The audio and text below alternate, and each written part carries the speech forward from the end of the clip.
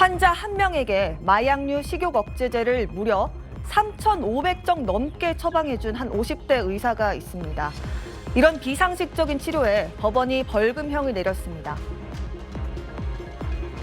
이 의사는 40대 여성에게 지난 2020년부터 6개월간 무려 28번에 걸쳐서 식욕 억제제 3,588정을 처방했습니다. 이 식욕 억제제는 마약류라서 총 처방 기간이 3개월이 넘지 않아야 하는데 2배 기간 동안 처방한 겁니다. 또 체질량 지수가 정상 수치를 벗어난 환자에게만 처방해야 하는데 3,000정 넘게 이 약을 타간 40대 여성의 경우 비만 환자가 전혀 아니었다고 합니다. 한마디로 이 마약류 식욕 억제제 처방 이유가 비만 치료 목적이 아니었다고 추정할 수 있는 겁니다. 그런데 이런 양심 없는 의사들 이야기 한두 번 들리는 일은 아닙니다.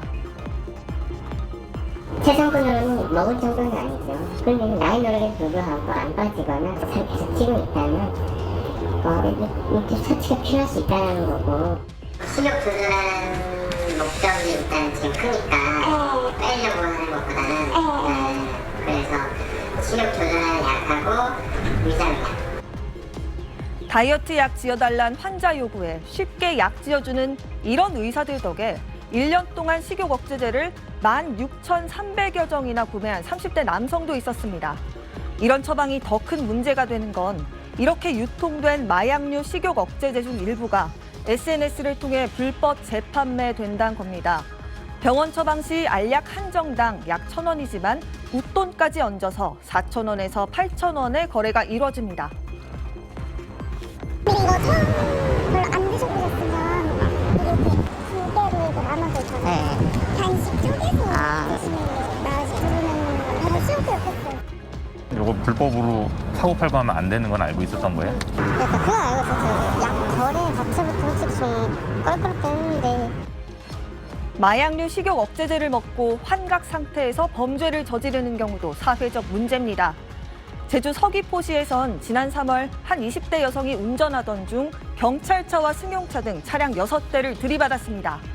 이 여성은 경찰 조사에서 전쟁 상황이라 다른 차량을 대피시키려고 했다면서 횡설수설했는데 알고 보니 마약류 식욕 억제제를 과다 복용해 환각 상태였던 거였습니다. 상황이 이 지경까지 된 건 처벌이 약하기 때문이었습니다. 마약류 식욕 억제제의 안전 사용 기준이 있는데 사실상 기준을 어겨도 식약처는 의사에게 서면 경고만 하는 게 보통이었습니다. 최근에야 경고를 받고도 또 양심 없이 처방한 의사 114명에게 처방과 투약 행위를 금지하는 명령을 내렸습니다. 지금까지 뉴빌더 전연남이었습니다. 빠르게 달려가는 흰색 승용차 한 대를 경찰차가 뒤쫓습니다. 다른 승용차와 뒤쫓아온 경찰차 버스에 가로막혀 상황이 종료되나 싶더니 또다시 막무가내로 차량들 사이를 비집고 나옵니다. 차량을 어떻게든 세우기 위해 경찰차가 승용차를 다시 들이받고 승용차는 인근 대형 트럭과 굴착기에 가로막혀서야 멈춰섰습니다. 하지만 운전자는 나올 생각이 없어 보이고 경찰이 운전석 유리창을 깨고 운전자를 붙잡습니다. 어제 오전 11시쯤 제주 서귀포시 토평동에서 20대 여성 A씨가 난폭 운전을 하다 경찰에 붙잡히는 장면입니다. 트럭과 버스, 경찰차 등 모두 6대를 잇따라 들이받았고 이 과정에서 60대 여성 등 2명이 다쳤습니다. A씨에 대해 경찰이 음주 측정을 실시했지만 술은 마시지 않은 것으로 조사됐고 소변 간이 시약 검사에서도 음성 반응이 나왔습니다. 경찰은 A씨가 식욕 억제제를 처방받아 장기간 복용해왔다는 A씨 가족의 진술 등을 토대로 사고 원인을 조사하고 있습니다. SBS 박하정입니다. 서울의 한 피부과, 다이어트 약을 처방해달라고 하자 짧은 상담 후 약 한 달치를 지어줍니다.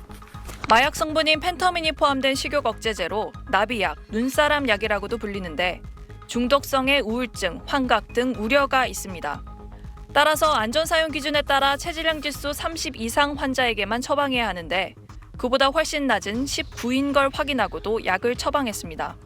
최상급으로는 먹을 정도는 아니죠. 그런데 나이 노력에 불구하고 안 빠지거나 계속 찌고 있다면 이렇게 처치가 필요할 수 있다는 거고. 지난 4년간 처방된 마약류 식욕 억제제는 약 2,500만 건, 처방량은 10억 정에 달했습니다. 지난해 1년간 18차례 진료를 통해 9,000정을 넘게 처방받은 사람도 있었습니다. 최근 3년간 마약류 식욕 억제제 처방 96%가 의원급 의료기관에서 이뤄졌습니다. 지난 2017년부터 식약처에 보고된 부작용 사례는 1,000건이 넘습니다. 심장이 두근거림이라든지 체온이 올라서 조금 불편함을 느꼈고요. 피곤함과 무기력증이 동반되는 걸 많이 느꼈습니다. 식약처가 직접 관리 감독에 나섰지만 미흡하다는 지적이 나오고 있습니다. 재작년부터 과다 처방한 의사에게 서면 경고 후 행정 조치하는 제도를 운영하고 있는데 지금까지 실제 조치를 내린 곳은 없는 걸로 파악됐습니다. 식약처는 지난해부터 오남용 처방 의심 의료기관을 점검한 뒤 경찰에 37곳을 수사 의뢰했는데 최근까지 결과가 나온 6곳은 무혐의나 기소 유예 처분을 받았습니다. SBS 박세원입니다. SBS 취재진이 SNS에서 마약류 식용 억제제 디에타민을 검색했습니다. 판매한다는 글을 어렵지 않게 볼 수 있었고 구매를 문의했더니 메시지를 보내달라는 댓글들이 달렸습니다. 직거래를 제안하자 만날 날짜와 시간을 알려줍니다.